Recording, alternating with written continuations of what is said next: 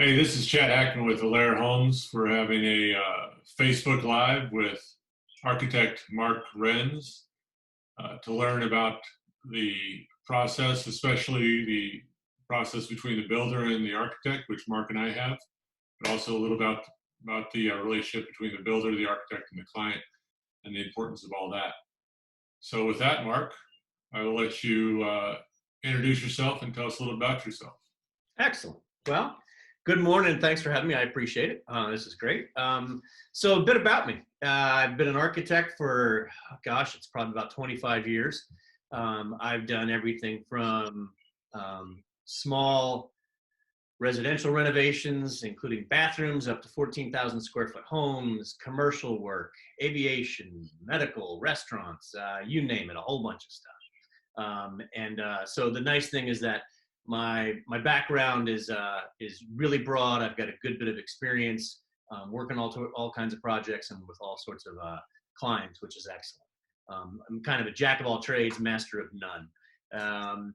I've got a few professional memberships that are important to have for your architect. I'm American Institute of Architect, AIA. I'm NCARB, which is a registration board. I'm also LEED certified, which is sustainable design. And then I'm a member of the Arlington Chamber of Commerce here, which is where I met Chad. And so I do all kinds of architectural services, design, zoning analysis, programming, existing conditions, and I can do sustainable design consulting or help you get LEED certified, but that's typically more of a commercial issue. Right now we're chatting about residential work, and one thing that folks always ask me is, hey, what do you like about residential work? Well, the best thing to me is that it's personal. I've got a really good connection with the folks who are going to live in there as a family. So this is where people live, they raise their family, and they make memories in these spaces. And when the kids are older, they say, hey, you remember that house, we did this, and that's really special to me. The other thing that folks ask me, and it's a good thing to ask your architect always, is, what makes you different than other architects? My big thing is that I work fully in 3D. So I still produce two-dimensional drawings that people are used to seeing, what they usually call blueprints, but they're not blueprints anymore. So the nice thing about working in 3D is that the clients, the contractor, and the architect can have real discussions about a space as they walk through it and look at it. And the client can much easier and much quicker recognize what the design is about. And it really does help. It helps the folks who don't understand how to read 2D drawings. It gives them a perception of what's on paper, and they can kind of understand, and maybe they get educated a little bit. But it's also fun because I have an app that I can send you, and you can log in and download the model, and you can walk through it in real time in virtual reality with at whatever pace you want. So that's the big thing. I'll give people renderings on their projects, as many as they need. I can do movie clips, so you can actually just watch it like a TV, and you don't have to do anything. You don't have to interact. And then the other thing I do with 3D is when I do meetings with clients, I'll sit down with them and they look at the screen, or I can project it onto their TV at their house, and I can walk them through the 3D model. We can navigate specific spots at whatever pace they want to. If they want to focus on something, we can do that. So it's really helpful, and that's my biggest thing. And the nice thing also is it makes it so that the architect can't cheat on things and just do things with artistic license. They've got to be real. They're going to show up if it doesn't work. So that's helpful for everybody. Because designing a 3D space is complex, so sometimes you miss things.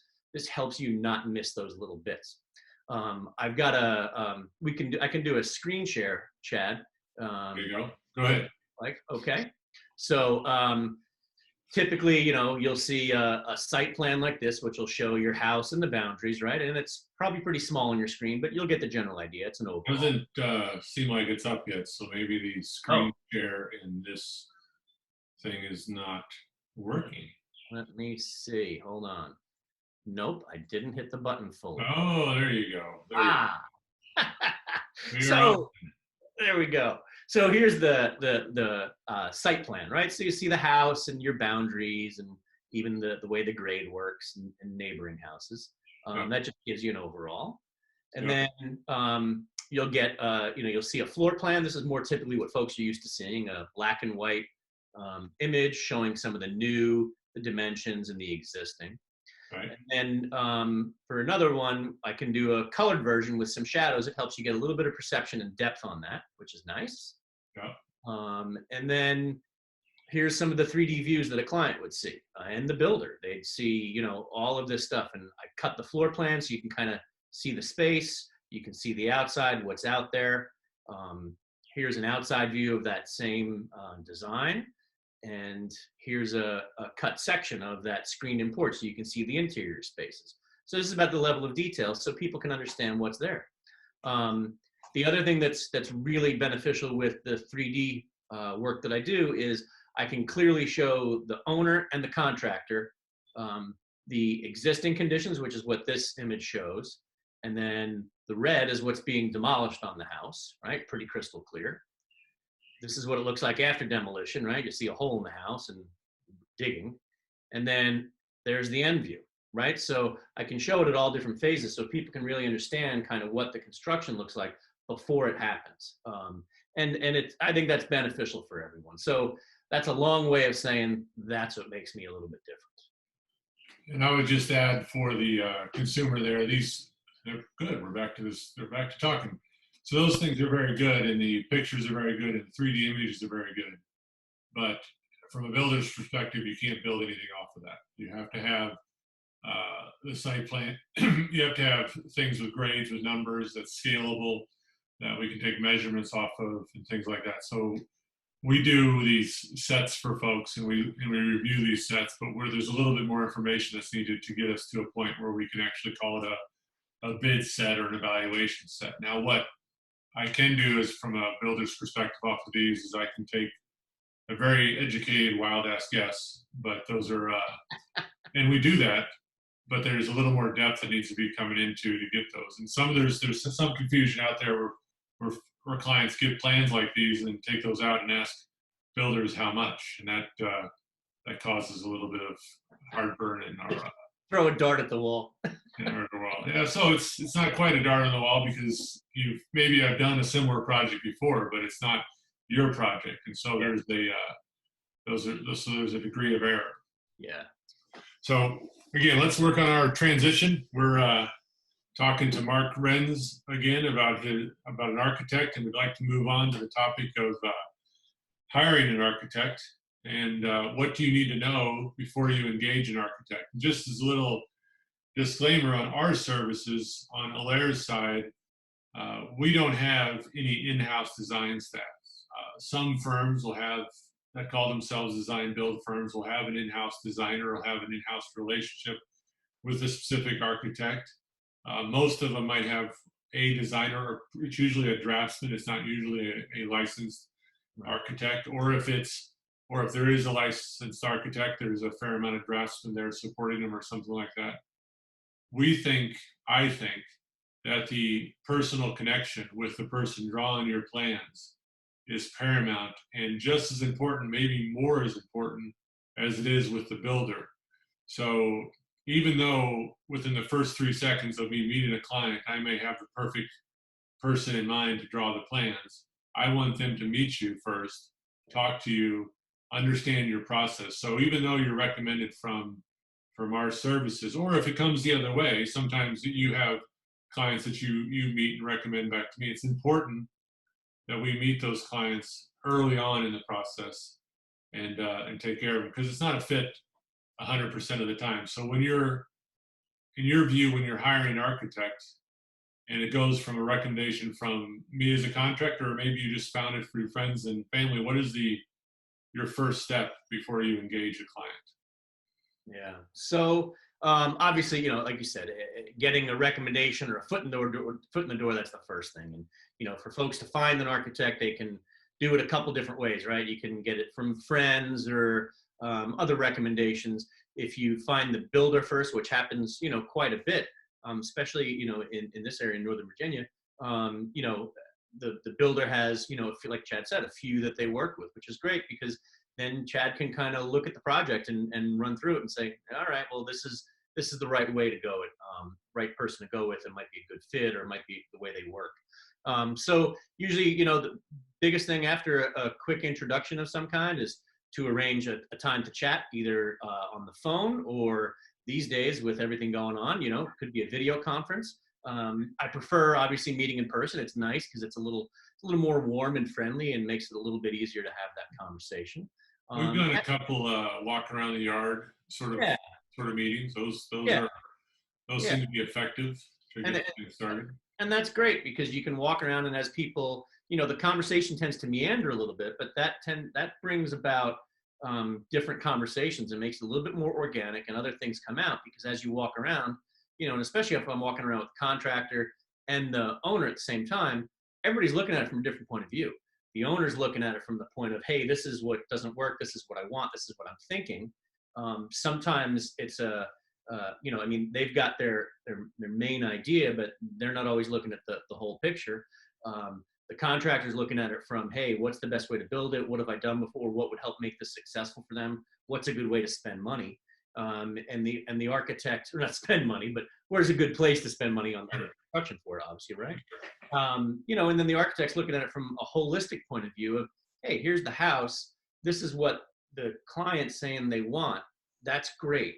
Are there other functional problems that the house has, or other ways to solve this problem? And that's the biggest thing to getting an architect involved is getting that knowledge and that creativity and the analysis in there to look at it. So you may want to do this little piece, but the reality is if you do this little piece and then this over here, it may help either the flow of the house or the look or whatever it might be. And I think there's a definite benefit to the collaborative effort. I know in the last walk around the yard appointment that you and I did, there was different things that came out in that conversation that then came out in the conversation I had directly with the clients the week before. So Right. that collaborative and what you see and what I see, and then what you bring out of them as the client and I bring out of them is going to be slightly different because I'm, you're a little more spatial and that orientated. I'm a little bit how much is it going to cost and how the heck am I going to build it sort of orientated. Yep. Yeah, which all of that's important too. I mean, it's all got to be in there. And the reality is, admittedly, as an architect, I'll walk around and I'll start thinking, oh my gosh, I can do this, this, and this, and then there's also the reality of, hey, here's the amount of money that they've got. Let's think about how we can do it. So, there may be these grand ideas floating around in anybody's head. It could be contractor, owner, architect. But how do you rein those in? And the reality is, the other thing is, if the budget doesn't match it, it's okay. Well, let's think about a master plan. Let's work on this and plan on these pieces and do them down the road. I mean, and we've talked about that for projects too. And I think that's incredibly beneficial for folks to know where they could end up with their house. So what does the just to pause for a quick second, and talking here with Mark Renz, what does the client need to have ahead of time that will help this discussion besides the project, besides the house, besides that? Yeah. So big things are, you need to know what you want, right? What's the desired outcome? Are you looking for more space, a bigger kitchen, more entertaining? What's your budget? Time frame, where do you want to be with that? Helpful things from clients for them to have. It used to be back in the days before Pinterest and Houzz, it used to be magazine clippings, and that people used to come with stacks or binders of stuff.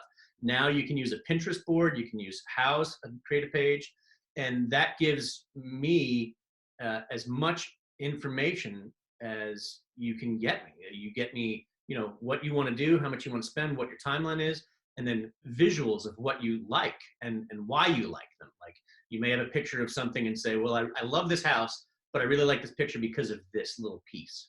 That's massively helpful. It really helps me get an idea of everything you're looking for. So the more information you have, the better. I've had folks come with little hand sketches, really anything like that. So those are the big things to show up with. I would just say that the typical client is very, especially in my experience for the last 15 years or so, is very hesitant to show up and just start spewing off a budget number because they don't, until they understand how the project interacts and how they relax. Now, what we oftentimes have done before they have a conversation with you is we've gone through and we've talked through a potential budget. So we've given them several line items based on what we think it may cost, a range of costs for foundation, a range of costs for cabinets, a range of costs for whatever. Yeah. So now they have a build up to a range, whether it be 100 to 200, 200 to 400, 600 to whatever, but they have an idea of a ballpark of where they need to go. And they may have already said, I'm totally comfortable with that, or they've said, I really want to draw back from that. And that helps frame your conversation. But sometimes they've told me nothing. So sometimes we're going in there just as blind as each other and trying to talk to us. So either right before your conversation or right after your conversation or shortly thereafter, I like to sit down with them and have that budget discussion just to make sure we don't go off on too many tangents. Yeah, yeah, and I mean that's a fair point, and it's one of those things. And I understand that. I mean, if I'm sitting back as a client too, you kind of have this idea that, hey, with the budget, I want to kind of hold it close to my chest so they don't really know what I want to spend because they're going to spend my money. Well, the reality is that's obviously not the intent. The intent is, okay, you want to balance out your wants and needs with what you can afford, right? And there's a big variation and there's different ways you can spend that money. So, as the architect and the builder, having that being held in the dark, it makes it tough because then you come out and you say, okay, this is going to cost you X. It's going to cost you $300,000. And they go, oh, well, I was only going to spend 100. Well, you need to have that upfront conversation and be open and honest with each other so that communication is there. Yeah. And everything goes. I mean, that's the biggest thing, right? I think sometimes that folks approach the design work just like in renovation work for their house as they approach buying a car. They don't really have the trust and the belief that the cost on the window is the cost of the cost, right? So they really want to get in there and negotiate and have this discussion and work it out. And in your services and in my services, we were pretty transparent. We were very transparent. So once they learn and get comfortable with that transparency and know exactly how we're getting paid and you're getting paid, and then they develop that trust factor, which is paramount, then they can go out there and we can have an honest discussion about really what they want to do. Because the reality is, vinyl windows cost a heck of a lot less than other windows. So, you got to make sure you can look at those and see where we're at. Right. Absolutely. That's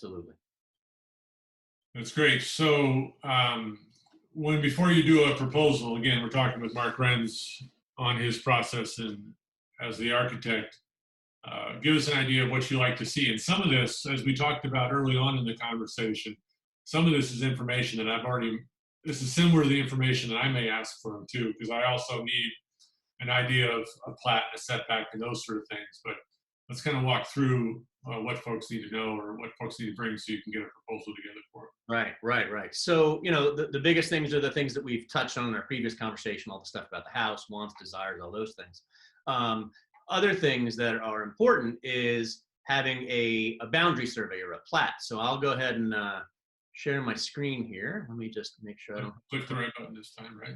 I know, I was about to say, let me make sure I don't hit the wrong button and hang up on everybody.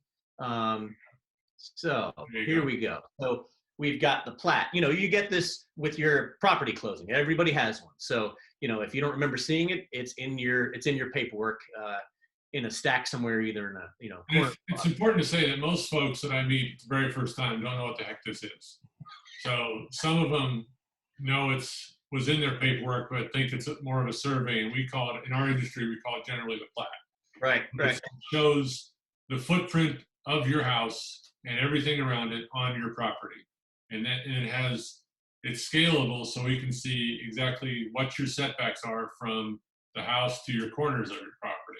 That's what we need to know, because the reality is that when you walk out your front door and you take a measuring tape to the street, that is not your property line, right? That is the property line usually sits back a foot or two or a couple feet from the sidewalk. You can see the sidewalk on this example. Yeah. It's outside of that. It's outside the apron. A lot of the property lines on your left and right in the back of the properties are totally squirrely. So you can't ever take a measuring tape and know this is exactly what you can guess at it, and I can walk up to it. You can walk up and says it looks about whatever that is, but you're never going to know for sure. So you have to have this document. And even if you don't want to have the document now, to get permits to move forward in the process, you need to have this document. Even if you're doing a simple interior renovation, you need to have a plat. Yeah. I mean, you need to know where the footprint is. It's important for all those things that Chad was talking about. The other thing that's interesting story is I've had a client who's got a house, and they were like, you know what? Well, my property goes to that fence line. Okay, so we start talking about it and having our discussions, and then they get I say, all right, you got to send me the plat. So they dig up the plat and send it back.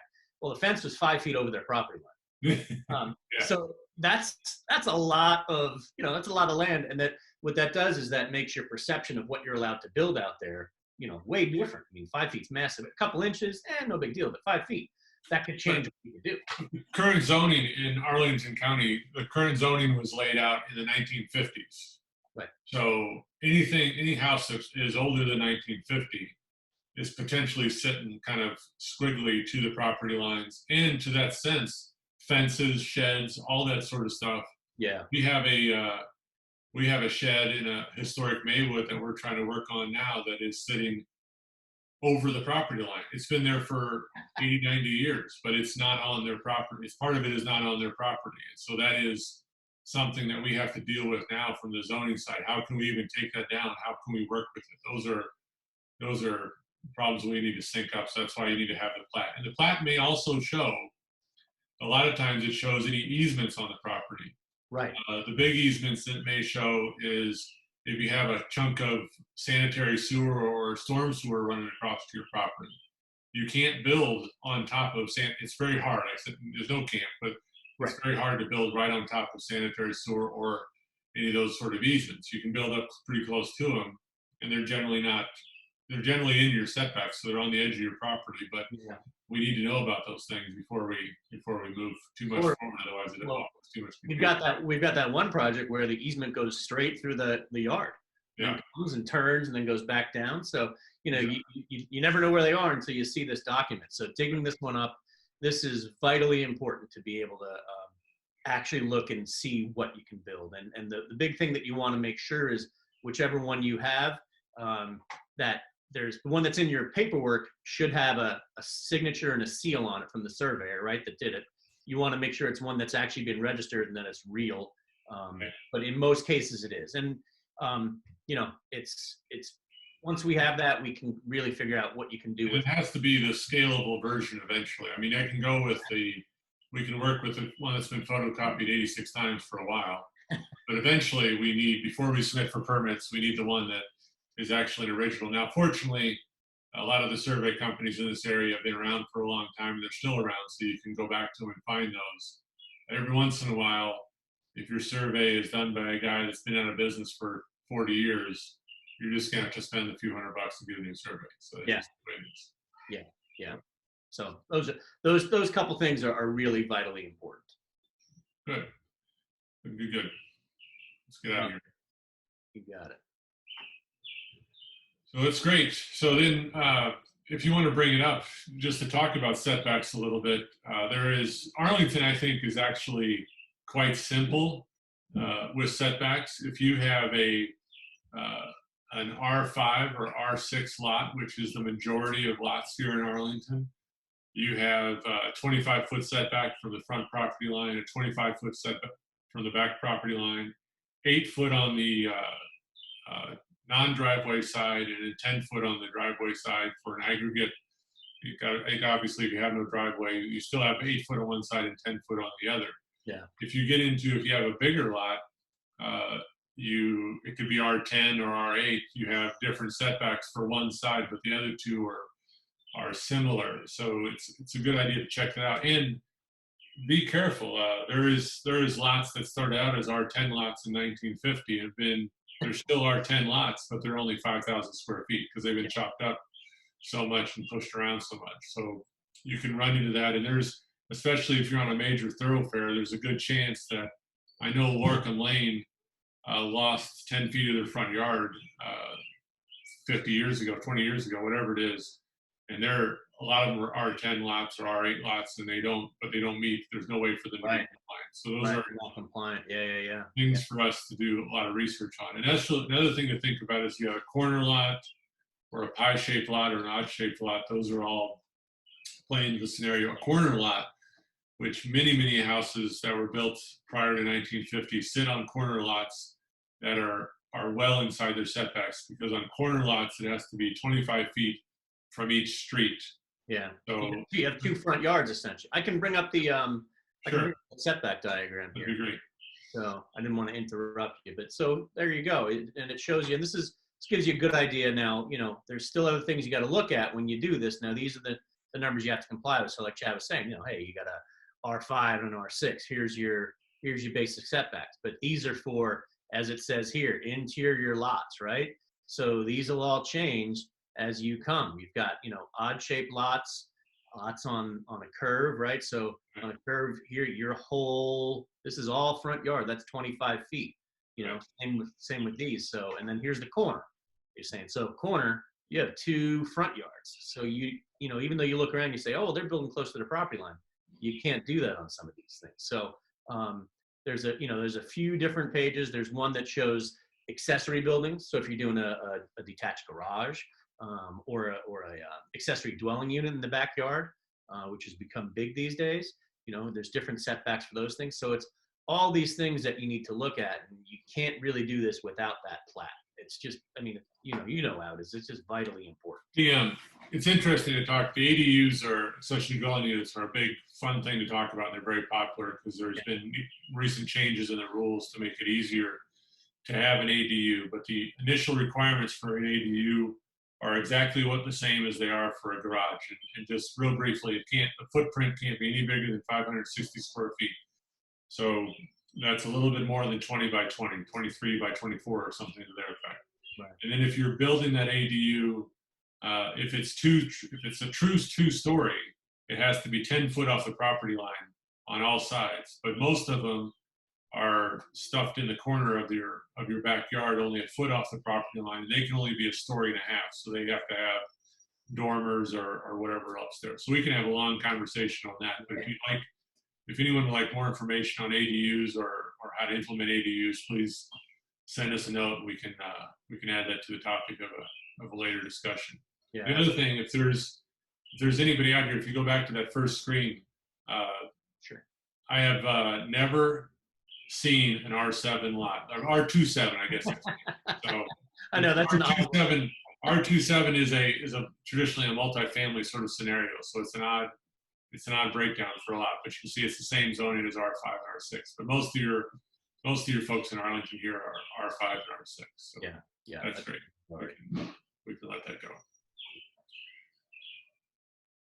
So that's fantastic. I think the setbacks and what you need, and bringing just, usually when I have a conversation before I even bring Mark in, that's the first thing that I try to see is to get a copy of the plat, because that really sets the tone for the whole conversation. I can't tell you how many times I walked into somebody's house and looked at the plat, and everything they wanted to do, they couldn't do.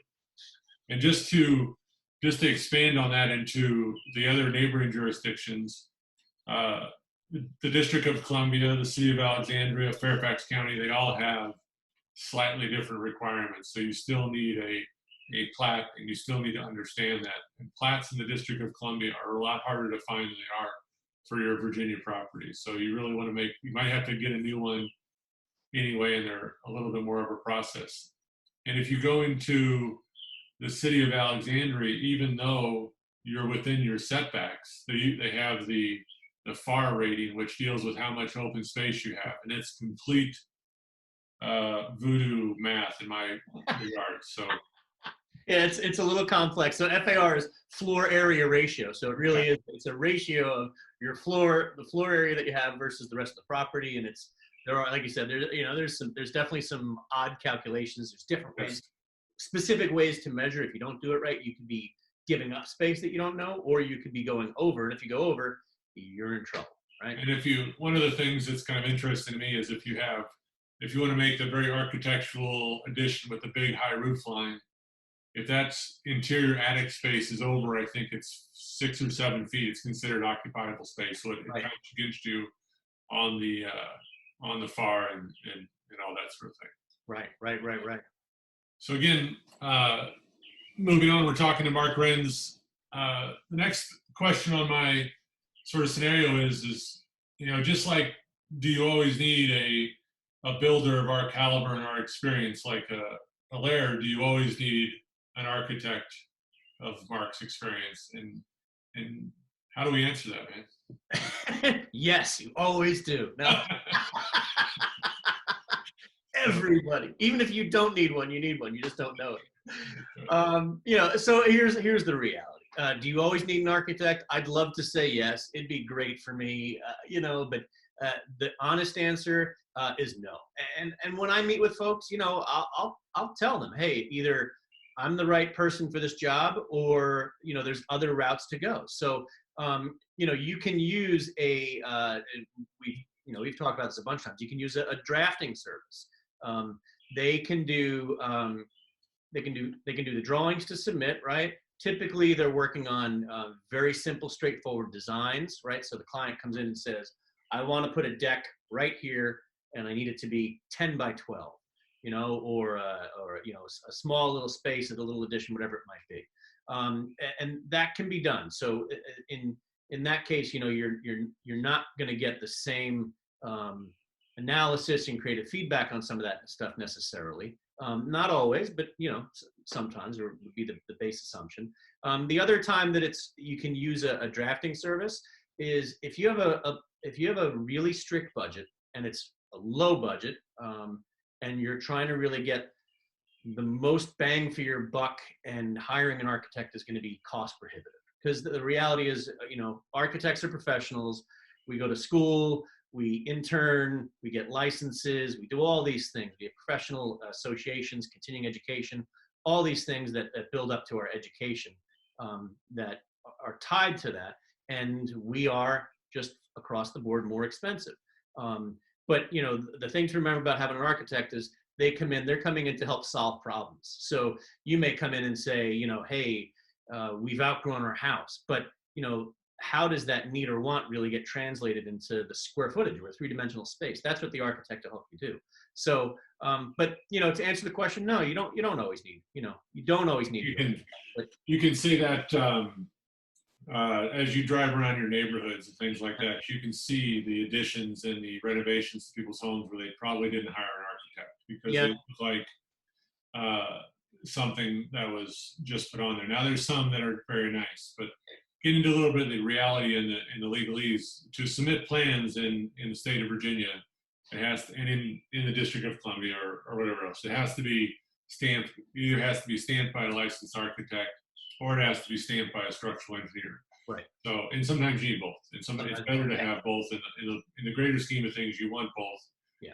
But there are some engineering firms when folks have, like you said, the decks or the additions out of need that they can draw up. We have some projects where we're just doing an interior renovation where, like you said, there's only one option. You're just removing that wall. You're just basically you're just trying to clean the house up. You do need plans if you're putting in a new bathroom. If you're moving, the ways that require a permit is you can change out a window without a permit, but if you change the size of the window, it requires a permit. You can pull and replace your cabinets without a permit, but as soon as you adjust the location of the plumbing or the electrical, you need a permit. Those are the gray areas that get stomped all over in our industry. If you're working in your we're doing this project we're doing now, an interior renovation. There's a half bath in the basement. We're going to make it into a full bath. We have a draftsman that's just helping us draw that up to pull it together, and then the homeowners and everyone are there taking their creative license to see what happens. And one of the things, this is your full-time job, right? This is what you do. So there's a lot of folks that are because the software is so accessible and so easy to find. There's a lot of folks that are using CAD software and different sorts of chief architect or whatever they are, and they're drawing things on the side and part-time. So when we recommend you to our clients, we're letting them know that all those options are available, but we're letting them know why we're recommending you. And to get into your fees aren't, last I checked, you don't charge $1 million. Not yet. Not yet. You're working.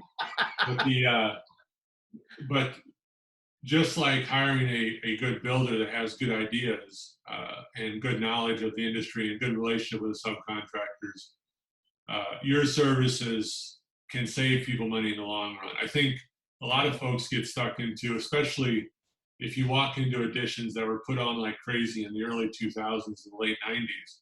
A lot of those additions were sold on a cost per square foot basis. Right. And so and it was the same cost per square foot, whether they did an addition or interior renovation. Yeah. And so the homeowners, when they were trying to control their budget, they were working with that small design build firm or that small construction company.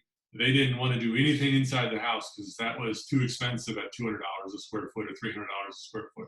So they just did the addition. That's why you walk into some people's houses and that front room that used to be their living room is now this really odd shaped foyer, right? Yeah.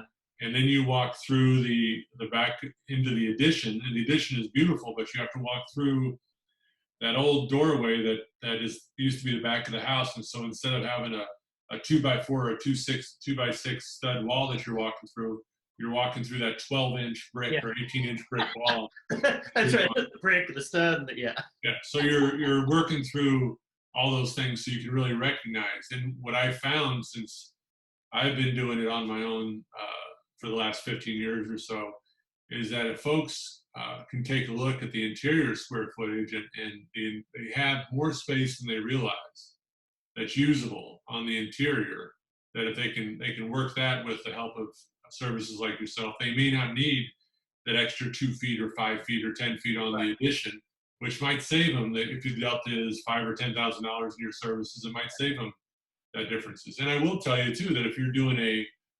some of these small, very detail-oriented screen porch projects we've done, your services are just in line with the engineering service that just cranks out a plan. And your services, cost-wise, are just in line, but the amount of detail in your plans, you can never build that screen porch.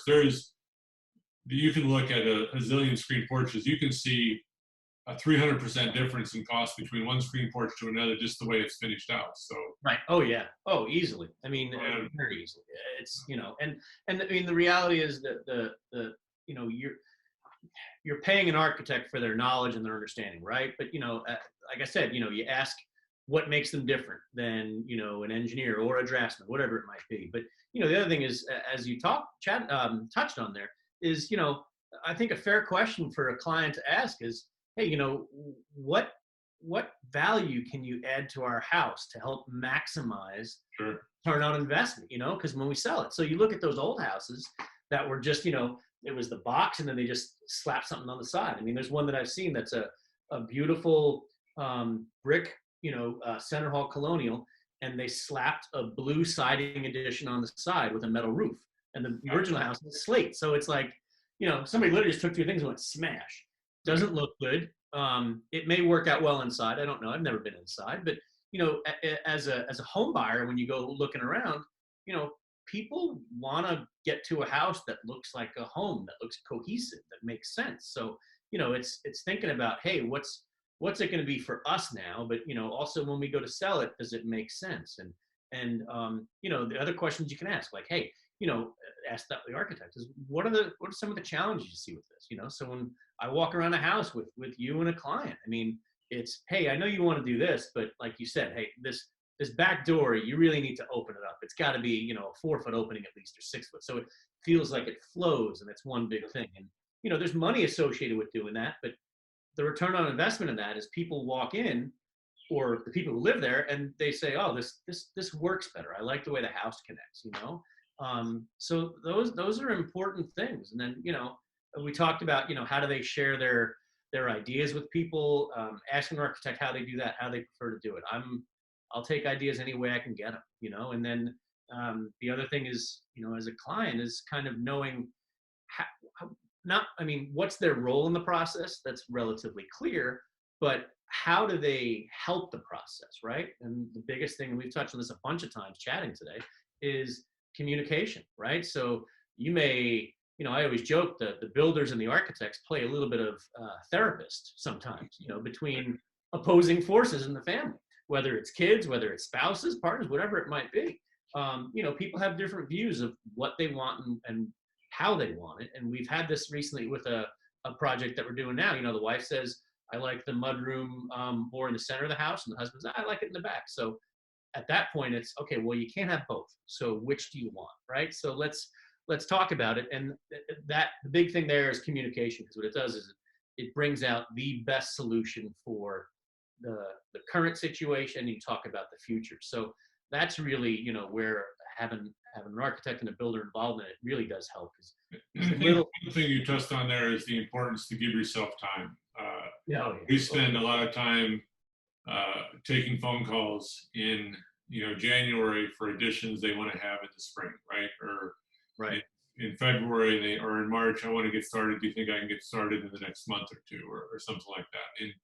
And the reality is that this is a place you're going to live for a little while. You really want to think. You want to have time to think about the decisions you're going to make and how.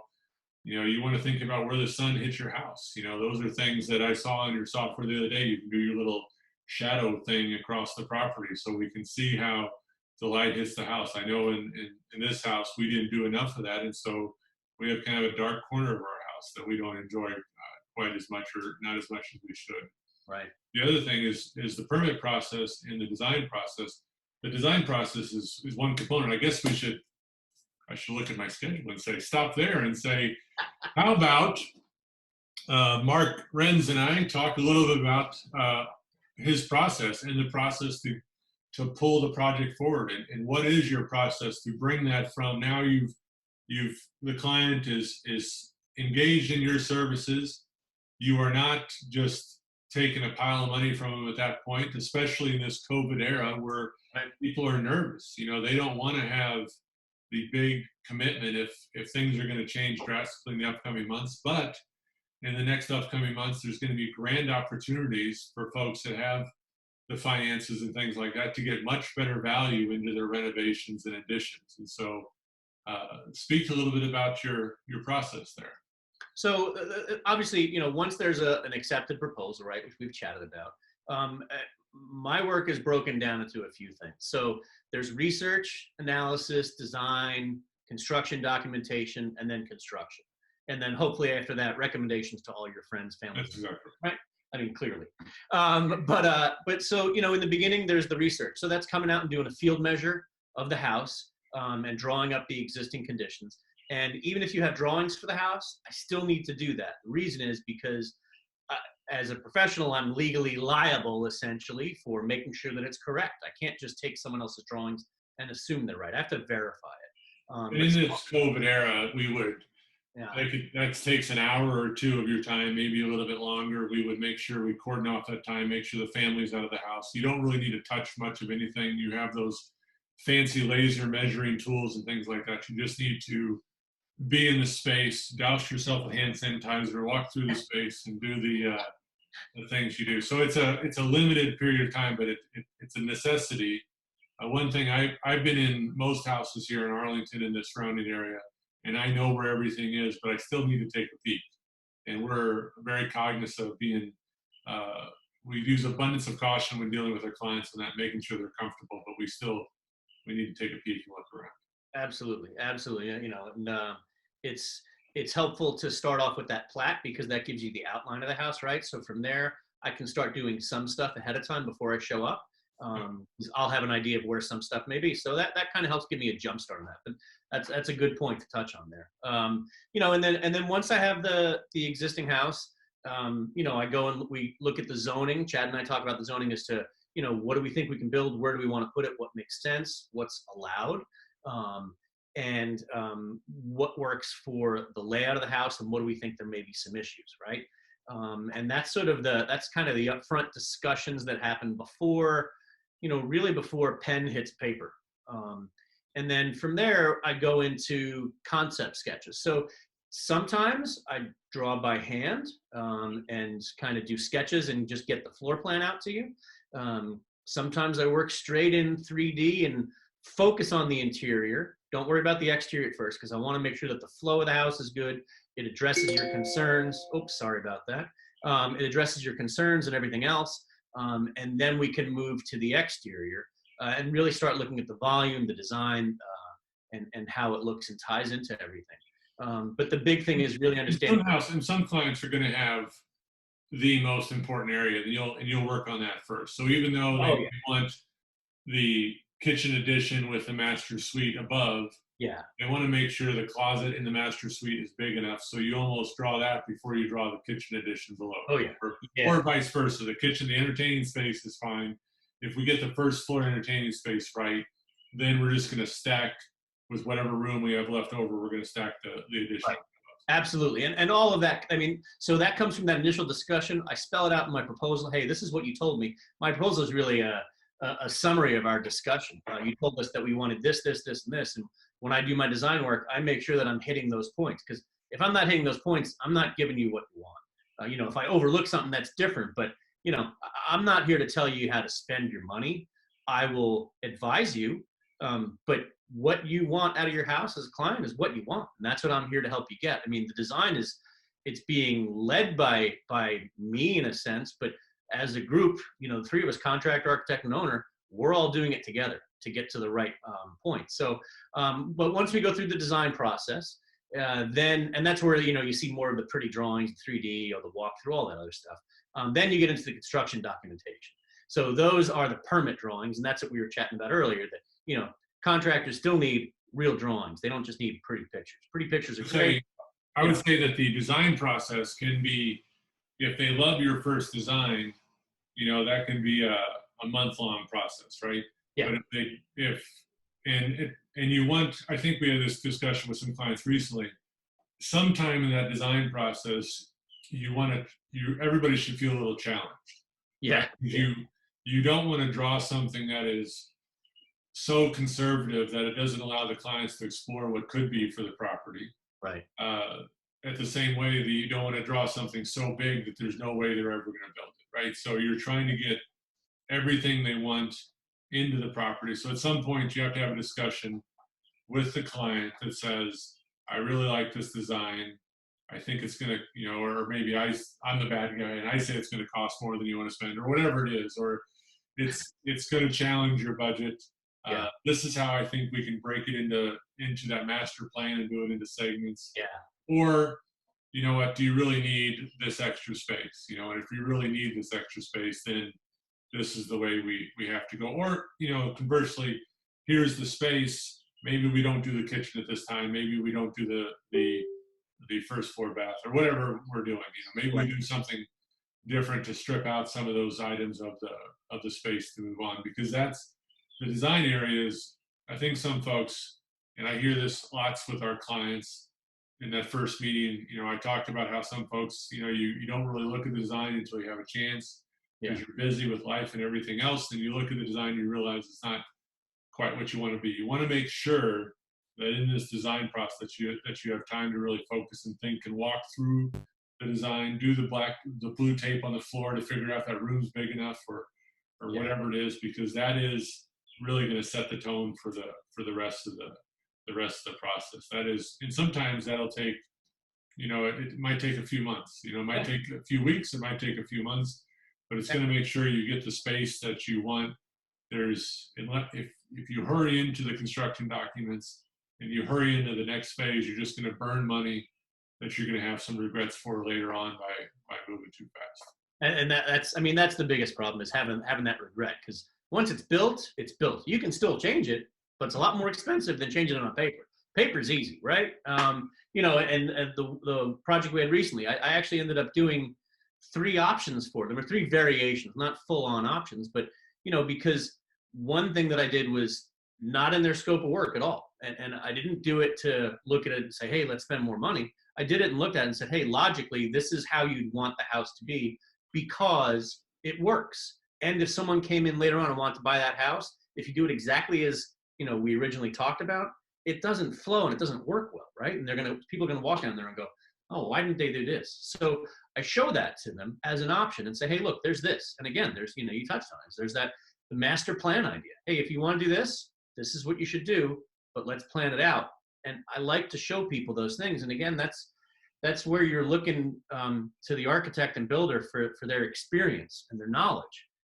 You know, you're looking for as good of a solution as you can get, right? That's appropriate for you, that works and fits. And somehow that's got to be broken up into different things. But I don't always do multiple options for folks, because a lot of times I can take their ideas and kind of meld them into, a single solution. But every once in a while, there's a different push or pull. And some folks, they say to me up front, hey, I want to do 3 options. Okay. I have no problem doing 3 options. That front end of work, schematic design stuff, is flexible in how we do it. And, that's the point, to flush everything out and really see it. And that's where honestly, that's where the 3D part comes in extremely handy, because you can see it. It's not just you don't look at a 2D plan and then all of a sudden, you guys are out there building it and they go, oh, I didn't know that's what that looked like. I should check that. You and I look at the 2D plan and we understand what we're looking at, but we sometimes roll through it. And if we don't take our time explaining that to the clientele and giving them those 3D options and giving those chance to walk through, they're not going to understand. They're not going to understand that the reason you put the door where you put the door is so you can see all the way through the house. Right. Whatever the scenario is, or is that, the ceiling height is going to have to jog or change from one room to another, or whatever, all the fun we run into in these old Arlington houses. Some of that is very important to see and to understand and take care of. So I think the design portion is something that it's really hard to pin a timeline on. We get a lot of talk from our clientele about how long is that going to take, and it's really how long do they want it to take, I think, is the answer, and how interested they are. Some clients are very efficient. Some clients are not. No clients that I've met over the last 15 years know what kind of clients they're going to be until they get into it. They always have an opinion of who they're going to be. I've had clients that swore to me that they didn't care how long it took, and were annoyed, a month and a half into the process. And I've had clients that, were quite the opposite, gave themselves a long time and took it. So, we don't need to focus too much on the construction end, but once they're satisfied with the design and you go in there, it's not like you just regurgitate permit documents. That's when you and I go to work, and the structural engineer probably goes to work. Yeah. And it's several hours and probably several weeks of work to pull all that together. Yeah. If there's a civil engineer that also has to be involved because of the size of the project, that's another long period of stuff. And you really can't engage the structural engineer, and you can't engage a civil engineer until you're pretty well satisfied with the design. Yeah. And then there's still some back and forth, because you may have assumed, or I may have assumed, that they can surely find a piece of steel that'll span that condition, that will be of that size and won't be any bigger than that. And the structural engineer might come back and say, you know what, you need to have a bigger piece of steel. In this very house that I sit in, we had a certain type of TGI spec, and we moved out a wall a couple feet, and the specification, the qualification for that, the certification for that TGI was gone, and I almost had to put in another piece of steel. Instead, the engineer found me another TGI that had a slightly higher certification, so I could span another 2 feet. But that's the sort of situation that if you didn't have a builder and an architect and a structural engineer all working together, it involved putting another post in the wall. It involved getting rid of a window that was going to be under that post, and it involved a piece of steel. It was a several $1,000s sort of decision, just because we needed a couple more feet, And on paper, it seemed like no big deal. A couple more feet, who cares? So, that's just the way it goes. And during the construction process, your plans are not going to go through and be approved on the first go around. Now, your plans mostly are going to be approved in the first go around, because you draw good plans, but they're going to find something that's going to cause us all to go back. Always. In Arlington County, we have this is another conversation, where typically you get your first review in 30 days. If there's no grading plan or anything like that required, no civil engineer required, you get your first review in 30 days. I put a lot of pressure on you. You put a lot of pressure on yourself to turn those questions around and get those back out within a few days, because the county then has another 10 or 15 days to review it. Right. Sometimes they take longer, sometimes they don't. So the fastest you're going to, for any sort of addition or renovation, the absolute fastest you're going to get permits approved is around 6 weeks, and most of the time it's going to be over 2 months before you have those approved, which pushes you. And that's if there's no variance or code modifications or anything else. That's a clean little addition that is well inside of all the setbacks. So it takes some time. Yeah. Make sure you give yourself some time. I think we've hit on this point a lot. We've talked about the importance of collaboration. I will just say from my end that I run across a lot of folks that give me plans that are completely permitted or completely ready to go, where they're what they thought the cost was, whether they got that from the architect or whether they developed that from their own feedback, or maybe they had some builder that wasn't intricately attached to the project before, that just floated them a number.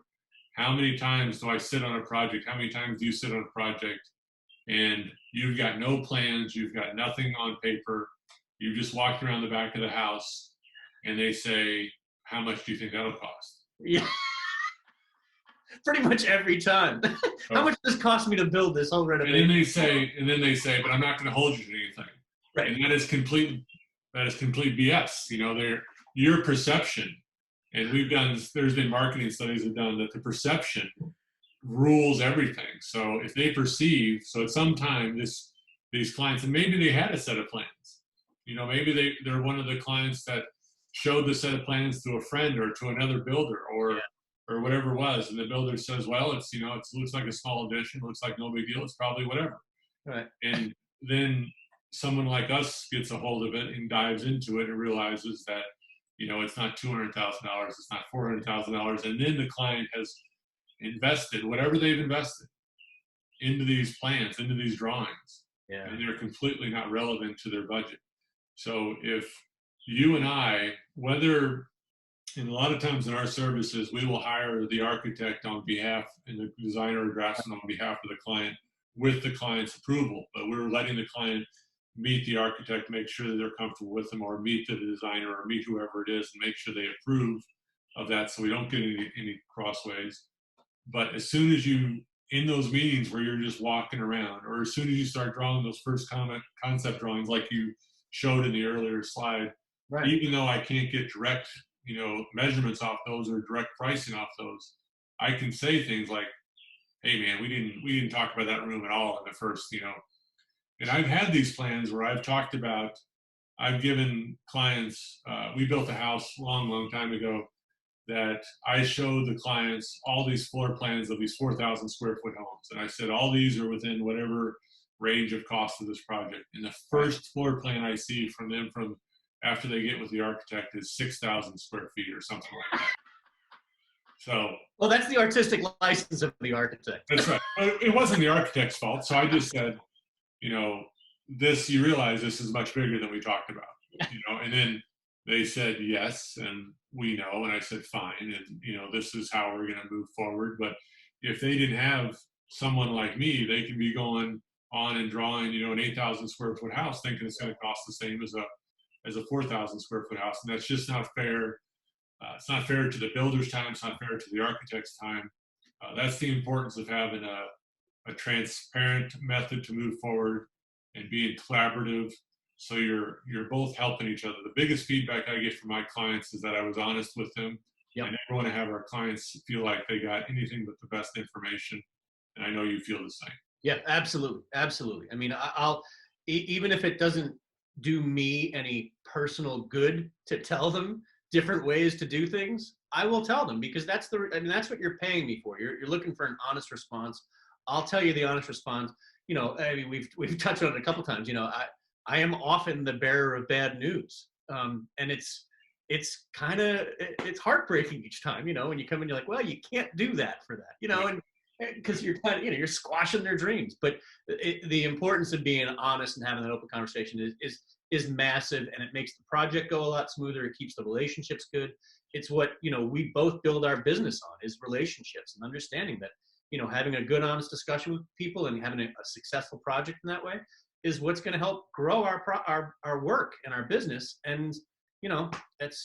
I will tell you that the I've gone around in the past couple of years as I've talked to clients after they're finished with their projects, and the best reviews I get from our project managers is the clients tell me that our project managers told them no, or politely told them no, or told them, Yeah. no, this is not something you can, because you will get the average consumer, just like me, just like happened to this house I'm in now.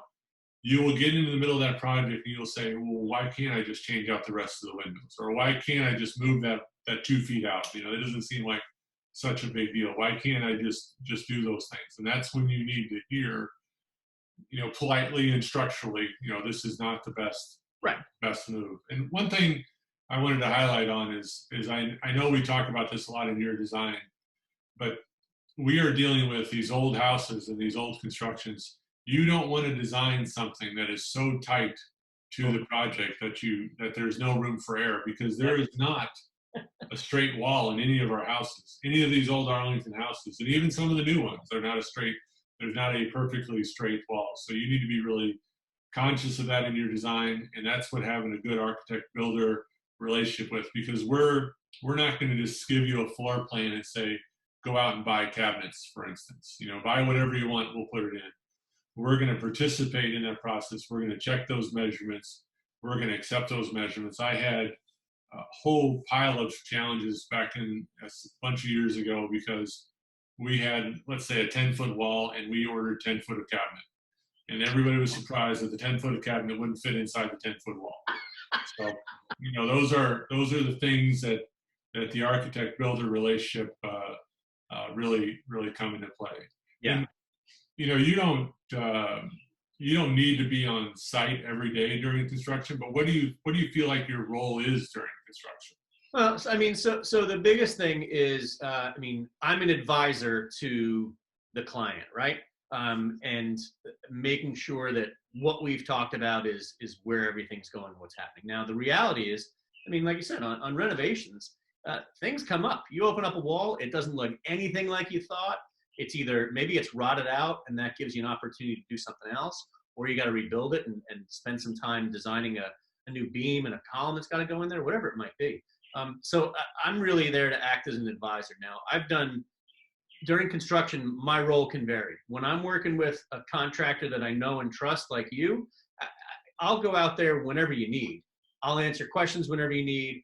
I can show up on site, but that doesn't happen much because I know the way that you're going to build things, you know, and we can have a quick conversation on things.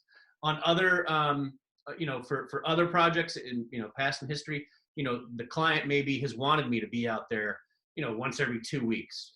I'm happy to do that.